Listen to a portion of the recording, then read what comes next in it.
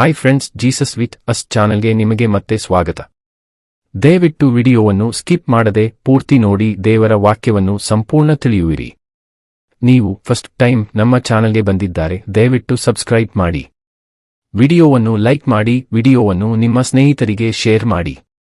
ನಿಮ್ಮಿಂದ ನಮಗೆ ಹೊಸ ವಿಡಿಯೋ ಮಾಡಲು ಸ್ಫೂರ್ತಿ ಸಿಗುತ್ತದೆ.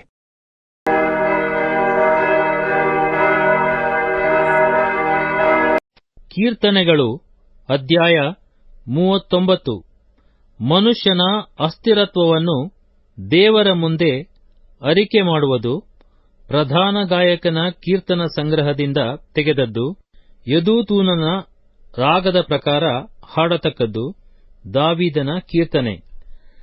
ನನ್ನ ನಾಲಿಗೆ ಪಾಪಕ್ಕೆ ಹೋಗದಂತೆ ಜಾಗರೂಕನಾಗಿರುವೆನು. ದುಷ್ಟರು ನನ್ನ ಮುಂದೆ ಇರುವಾಗ ಬಾಯಿಗೆ ಕುಕ್ಕೆ ಹಾಕಿಕೊಂಡಿರುವೆನು ಅಂದುಕೊಂಡೆನು. ನಾನು ಮೌನವಾಗಿದ್ದೆನು, ಒಳ್ಳೆಯದನ್ನಾದರೂ ಆಡದೆ ಸುಮ್ಮನಿದ್ದೆನು. ಆದರೆ ನನ್ನ ಸಂಕಟವು ಹೆಚ್ಚಿತು, ನನ್ನ ಹೃದಯದಲ್ಲಿ ಸಂತಾಪ ಉಕ್ಕಿತು. ನಾನು ಯೋಚಿಸುತ್ತಿರುವಲ್ಲಿ ಬೆಂಕಿಯುರಿಯಿತು. ಆಗ ನಾನು ಬಾಯಿ ಬಿಟ್ಟು, ಯೆಹೋವನೇ, ನನಗೆ ಅವಸಾನವುಂಟೆಂದು, ನನ್ನ ಜೀವಮಾನವು ಅತ್ಯಲ್ಪವೆಂದು, ನಾನು ಎಷ್ಟೋ ಅಸ್ಥಿರನೆಂದು ನನಗೆ ತಿಳಿಯಪಡಿಸು. ನನ್ನ ಆಯಸ್ಸನ್ನು ಗೇಣುದ್ದವಾಗಿ ಮಾಡಿದ್ದೀಯಲ್ಲ.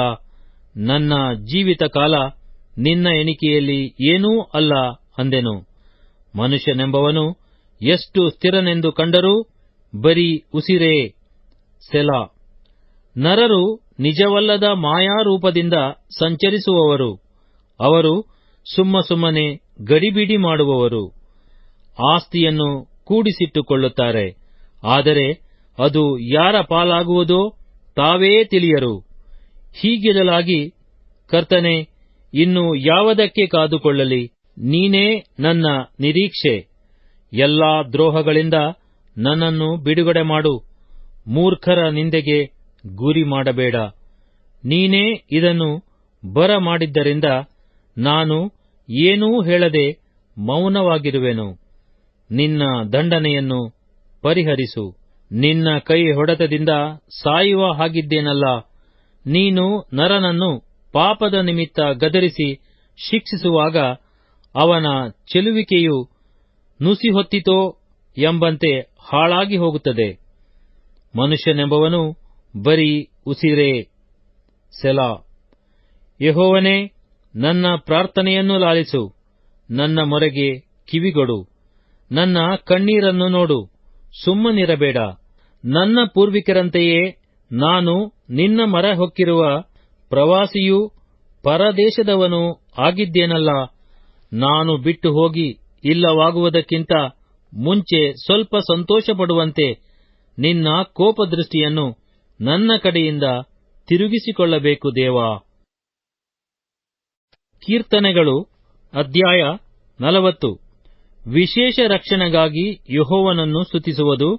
ಶತ್ರುಗಳಿಂದ ರಕ್ಷಿಸಬೇಕೆಂದು ಪ್ರಾರ್ಥಿಸುವುದು.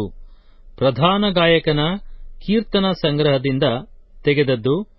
ದಾವೀದನ ಕೀರ್ತನೆ. ನಾನು ಯೆಹೋವನಿಗೋಸ್ಕರ ನಿರೀಕ್ಷಿಸಿಯೇ ನಿರೀಕ್ಷಿಸಿದೆನು. ಆತನು ನನ್ನ ಮೊರೆಗೆ ಕಿವಿಗೊಟ್ಟು ಲಕ್ಷಿಸಿದನು. ನನ್ನನ್ನು ನಾಶನದ ಗುಂಡಿಯೊಳಗಿಂದ ಎತ್ತಿದನು. ಕೆಸರಿನೊಳಗಿಂದ ನನ್ನನ್ನು ತೆಗೆದು ಬಂಡೆಯ ಮೇಲೆ ನಿಲ್ಲಿಸಿ, ನಾನು ದೃಢವಾಗಿ ಹೆಜ್ಜೆಯಿಡುವಂತೆ ಮಾಡಿದನು.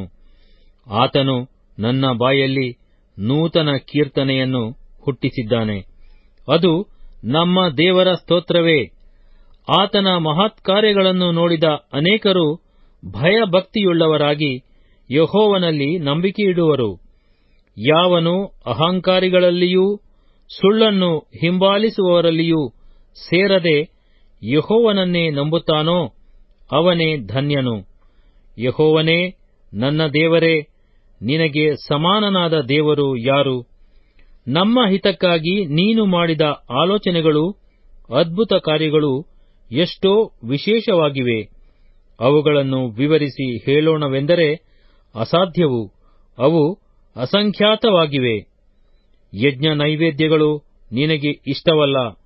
ಸರ್ವಾಂಗ ಹೋಮಗಳನ್ನಾಗಲಿ ದೋಷ ಪರಿಹಾರಕ ಯಜ್ಞಗಳನ್ನಾಗಲಿ ನೀನು ಅಪೇಕ್ಷಿಸಲಿಲ್ಲ. ಆದರೆ ಶ್ರವಣ ಶಕ್ತಿಯನ್ನು ನನಗೆ ಅನುಗ್ರಹಿಸಿದಿ.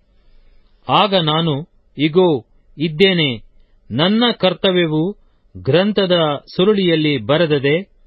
ನನ್ನ ದೇವರೇ, ನಿನ್ನ ಚಿತ್ತವನ್ನು ಅನುಸರಿಸುವುದೇ ನನ್ನ ಸಂತೋಷವು.